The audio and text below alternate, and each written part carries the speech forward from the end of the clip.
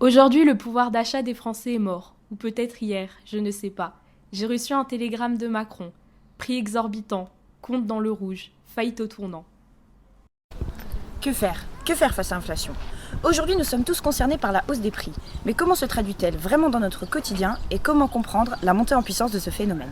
Nous sommes allés à la rencontre des Lillois pour obtenir un aperçu réel de la hausse des prix. Bienvenue sur Suner. Tout de suite, lumière sur l'inflation. Madame, bonjour. Bonjour. Est-ce que vous pouvez vous présenter rapidement, s'il vous plaît? Oui, je m'appelle Najette, je travaille chez Match et j'ai 2 enfants. Loïc, je suis chef de cuisine au restaurant Bierstro, donc dans le Vieux-Lille. Je vis à Lambersart. Alors moi c'est Anaëlle Delsart et du coup j'ai 20 ans, je suis en 3e année de psychologie à Lille. Je suis mariée, j'ai 4 enfants. Je vous dis pas mon âge. Il est vénérable et je suis en retraite. J'ai une pension. Oui, je me présente, je m'appelle Djilali, Tonton, tout le monde m'appelle Tonton. Je vis au Moulin. Du coup, je suis Nicolas, j'ai 25 ans, je suis alternant en optique. Est-ce que vous avez l'impression de ressentir les effets de l'inflation? Beaucoup même.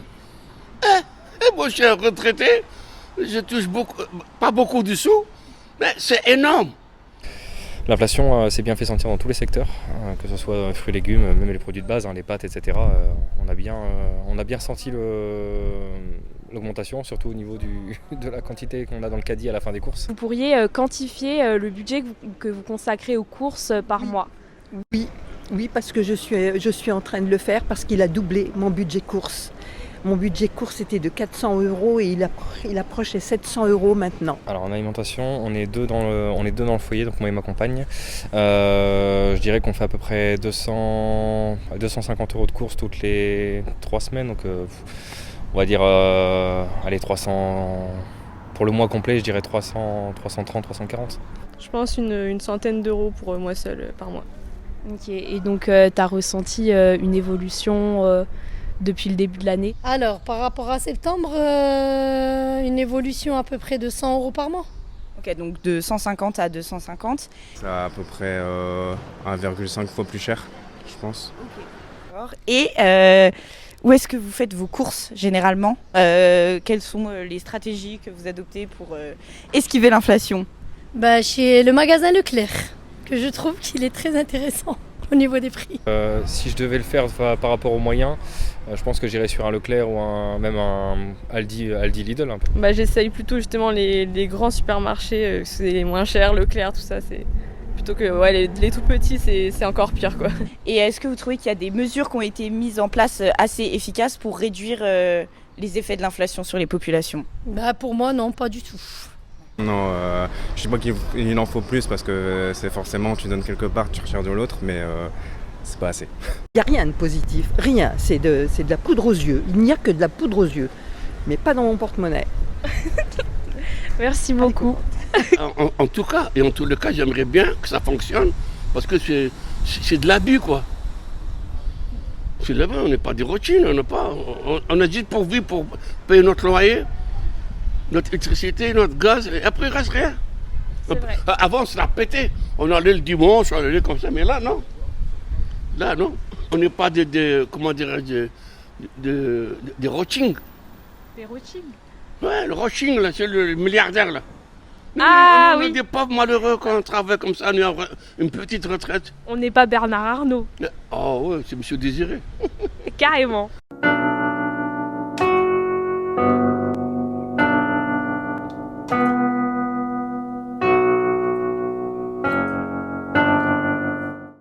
L'Observatoire français des conjonctures économiques annonce que l'inflation restera haute jusqu'à fin 2023. Comment expliquer cette hausse des prix alimentaires et du coût de la vie au quotidien? Il s'agit d'abord de comprendre le phénomène, car bien que les gros médias aiment nous rappeler sans arrêt que l'inflation est à craindre et qu'elle grimpe pour atteindre plus de 30% depuis septembre 2023, il manque quelques éléments nécessaires à sa compréhension et à son appréhension. Aujourd'hui, si l'on fait un état des lieux de l'inflation et de son ampleur, nous nous retrouvons face à des chiffres considérables qui prennent chaque mois encore de la valeur. Il existe un indice qui permet de voir à quel point les prix des produits du quotidien ont augmenté, l'indice des prix à la consommation, qui recense chaque mois comment le prix d'un produit va évoluer par rapport au mois précédent. Si pour le mois d'avril 2023, les prix de la consommation ont augmenté de 0,6%, cet IPC est le plus faible qu'a connu la France depuis début 2023. En effet, en février et en mars 2023, cet IPC atteint les 1%, c'est-à-dire que chaque mois, un produit va voir son prix augmenter de 1%. Ce qui paraît assez peu en soi, mais si l'on prend ces données à l'année, on observe une hausse des prix de 6% par an, une inflation donc qui contourne les règles fixées par les pays de l'Union européenne qui doivent s'efforcer de maintenir l'inflation aux alentours de 2% par an dans une optique libérale. Par ailleurs, la France au sein de l'Europe est en 11e position dans le classement des taux annuels d'inflation, avec 6,9% d'inflation en avril 2023. Mais plus concrètement, face aux témoignages que nous avons pu recueillir, nous avons vu que la vie est devenue bien plus chère, et pas seulement de plus d'1% par mois. C'est notamment sur les prix de l'alimentation que l'inflation se fait le plus ressentir. Sur les 12 derniers mois, l'INSEE établit une hausse moyenne de 15,8% des prix de l'alimentation, avec quelques spécificités en fonction des produits. Les pâtes augmentent de 20,9%, les légumes frais de presque 30% et les produits laitiers d'entre 16 et 23%. Bien sûr, l'énergie n'est pas en berne et constitue le domaine le plus touché par l'inflation. L'électricité a vu son prix augmenter de 4% certes, mais les fournisseurs d'électricité annoncent d'ores et déjà que pour les professionnels, les tarifs augmenteront de 84% d'ici la fin de l'année. De quoi largement s'inquiéter. Le prix du gaz en France est désormais au plus haut depuis 2015. La facture s'alourdit, tout particulièrement pour les foyers qui se chauffent au gaz. Plus 80 € par an pour un appartement, plus 160 € pour une maison. Mais une fois que ce constat a été fait, il s'agit de comprendre, d'expliquer qu'est-ce que l'inflation ?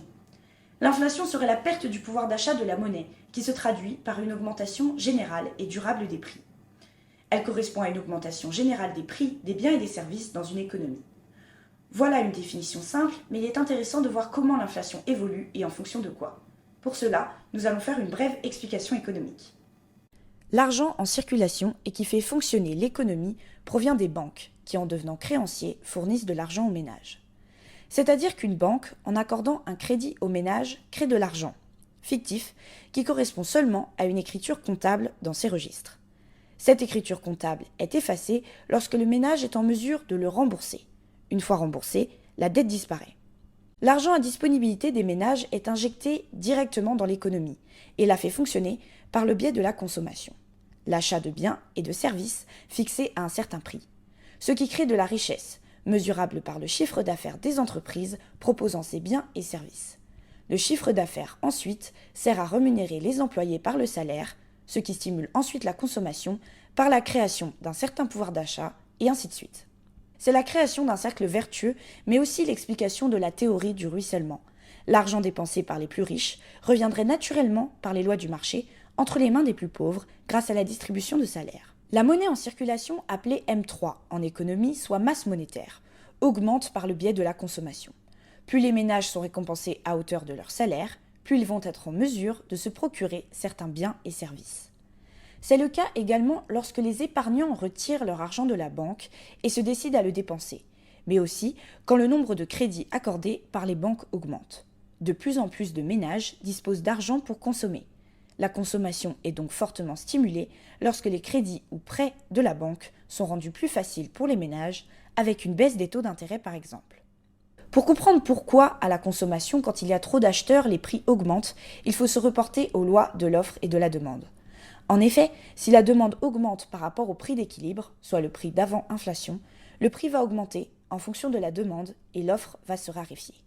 En bref, c'est parce qu'il y a trop d'argent en circulation à notre disposition que les prix sont aussi élevés aujourd'hui. Seulement, si les salaires ne sont pas indexés sur l'inflation, il y a une perte de pouvoir d'achat. Il est plus difficile d'acquérir les biens à leur nouveau prix. Par conséquent, les chiffres d'affaires des entreprises baissent et il y a un ralentissement global de l'économie. C'est la situation observée en France. Les ménages, à cause de la crise Covid, ont peu dépensé et disposent d'argent à placer dans la consommation. C'est pour cette raison qu'il y a eu un grand boom dans l'économie française en 2021-2022. Maintenant, nous faisons face au revers de la médaille. Plus de consommation est égale à des prix plus élevés. Il faudrait diminuer l'argent en circulation pour revenir à la norme. Mais puisque Macron a fait la promesse de ne pas augmenter les impôts, la situation ne s'équilibre pas. De plus, la France a peu de marge de manœuvre. Étant déjà dans une situation de dette considérable, elle ne peut subventionner ou prendre en charge les hausses des prix, ce qui serait la meilleure solution pour diminuer les conséquences de l'inflation sur les ménages. Le gouvernement français tente alors, dès l'automne 2021, de mettre en place des mesures visant à réduire les effets de l'inflation sur les ménages. Selon les propres dires de ses membres, face à la hausse des prix, l'État agit. La reprise économique après la crise du Covid-19 et les tensions énergétiques liées à la guerre en Ukraine forcent une réaction rapide de la part de l'État. Dans un premier temps, il met donc en place un bouclier tarifaire pour le gaz et pour l'électricité, visant à limiter la hausse des prix dans ces domaines pour les ménages et petites entreprises.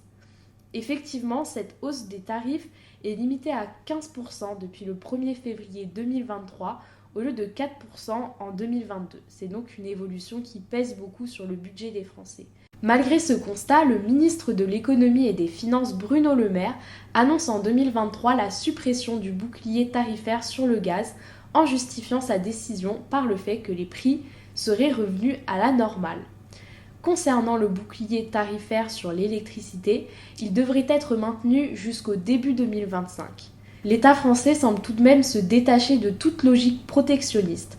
Bruno Le Maire explique d'ailleurs qu'au moyen terme, il espère sortir de la politique du chéquier, de la politique du quoi qu'il en coûte. De plus, cette logique du bouclier tarifaire ne s'applique pas au carburant. Les prix de ceux-ci ont pourtant connu une augmentation flagrante, dépassant les 2 € par litre. Pour réduire l'impact de cette hausse sur la mobilité des Français, le gouvernement met en place une remise carburant à la pompe qui est remplacée à partir du 31 décembre 2022 par une indemnité carburant. Cette aide concerne uniquement les 10 millions de travailleurs les plus modestes qui utilisent leur véhicule pour aller travailler. Mais les personnes qui en font la demande restent très peu nombreuses. L'État prévoit également de verser une indemnité inflation aux personnes résidant en France dont les revenus d'activité ou de remplacement sont inférieurs à 2 000 € net par mois. Et enfin, un chèque énergie peut être versé aux 20% des ménages français les plus modestes. Le gouvernement semble se féliciter de ces mesures qu'il considère suffisantes à la protection du pouvoir d'achat des Français. L'avis de la population est tout autre. Les sondages, les interviews, les discussions sont des exemples criants. Les Français pensent subir de plein fouet l'inflation et la hausse des prix. Un sondage ELAB réalisé pour BFM TV relève que 85% des ménages disent devoir se serrer la ceinture, dont 30% beaucoup et 55% un peu. Près de 3 Français sur 4 estiment ainsi que leur pouvoir d'achat a fortement diminué. Prix d'énergie. Donc aujourd'hui, nous avons une inflation de l'ordre de 5%. Je rappelle que c'est la plus faible de tous les pays de la zone euro. La France serait alors le pays de la zone euro le moins touché par l'inflation et par la hausse des prix. Effectivement, selon les chiffres de l'INSEE, la France affiche le plus faible taux d'inflation de la zone euro, celui-ci étant de 5,2%. Mais Eurostat présente des chiffres légèrement différents en harmonisant l'indice pour l'ensemble de la zone euro. Cette fois, la France affiche un taux d'inflation de 5,8%, la classant derrière Malte comme second pays de la zone avec le taux d'inflation le plus faible. L'inflation en France est donc relativement faible en comparaison aux autres pays de la zone euro, en particulier les pays baltes. Ces chiffres sont très liés à la hausse des prix de l'énergie, c'est donc en agissant dans ce domaine que la France parvient à maintenir un niveau d'inflation relativement bas. Mais qu'en est-il du pouvoir d'achat des Français, qui lui semble très impacté par l'inflation ? Concrètement, le pouvoir d'achat diminue si les prix augmentent plus vite que les salaires. En France, la perte du pouvoir d'achat est estimée à environ 2%. Les salaires n'évoluent pas de la même manière que les prix et ce déséquilibre pèse sur les populations. Si on veut créer de l'emploi et faire que celles et ceux qui travaillent vivent dignement, la solution n'est pas de réindexer les salaires sur l'inflation. Je ne veux pas être démago. Je ne suis pas là pour dire on va réindexer. Si je vous disais ce soir, il faut réindexer les salaires sur les prix, alors nous détruirions des centaines de milliers et des millions d'emplois. Si le président refuse d'indexer les salaires sur l'inflation, c'est pour éviter une spirale prix-salaire. C'est-à-dire que les revalorisations salariales favorisent un renchérissement des coûts de production, donc des tarifs d'achat des biens et des services, qui entraînent à son tour des hausses de rémunération supplémentaires. Le SMIC reste lui indexé sur l'inflation dans une certaine mesure. Adapter les salaires à la hausse des prix semble alors être un défi dangereux, mais pourrait concrètement être une solution pour limiter les effets de l'inflation sur la population. Des alternatives pourraient permettre d'éviter une spirale prix-salaire. D'ailleurs, pour l'économiste Mathieu Plane, ce qui est dangereux, ce n'est pas de revaloriser les salaires, c'est de le faire de manière mécanique. L'automaticité de l'indexation rend le phénomène impossible à arrêter selon lui. Vous l'aurez compris, de telles mesures ne sont pas à attendre en France, l'inflation semble donc être une fatalité. Et c'est à nouveau les Français qui doivent redoubler d'ingéniosité pour compenser les effets pervers de l'inflation.